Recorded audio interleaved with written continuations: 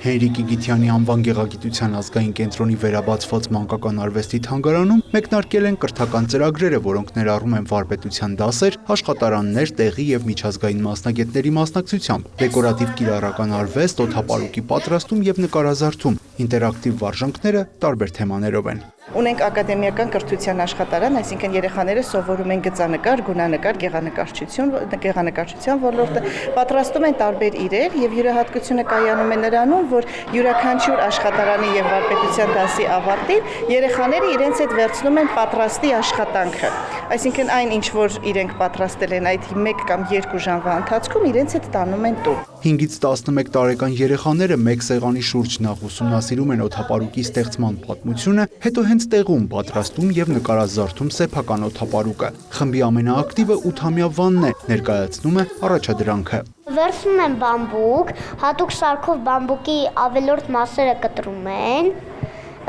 դրանից հետո բամբուկը վերցնում են, տաքացնում են, հետո որ տաքացնում են բամբուկը, իրան կարելի է որ տաքացնում ես արդեն հեշտ ճկունացնել, զգիբացը լինել,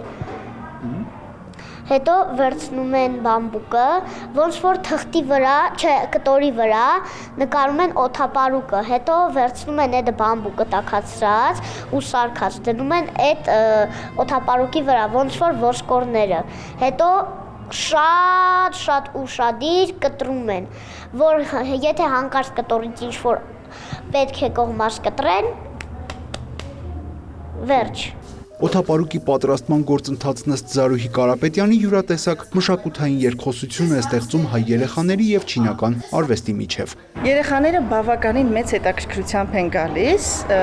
եւ մեծ սիրով են գալիս ու մասնակցում ու մեծ ողջավորվածությամբ, քանզի յուրաքանչյուր աշխատանք ինչը որ ստեղծվում է հենց տեղում իրենց ձեռքերով, այսինքն մի նոր բան ստեղծում են իրենց համար եւ իրենց հետ վերցնում են, որը հետագայում բուրըն արձագանքներ են ստանում, որ իրենք նաեւ փորձում են նույնիսկ տանը իրականացնել։ Գեղագիտության ազգային կենտրոնում աշխատարաններ եւ վարպետության դասեր անցկացվում են նաեւ ուսանողների եւ մեծահասակների համար։ Յուրա Վահանյան, Ռաֆիկ Սողոմոնյան, լուրեր։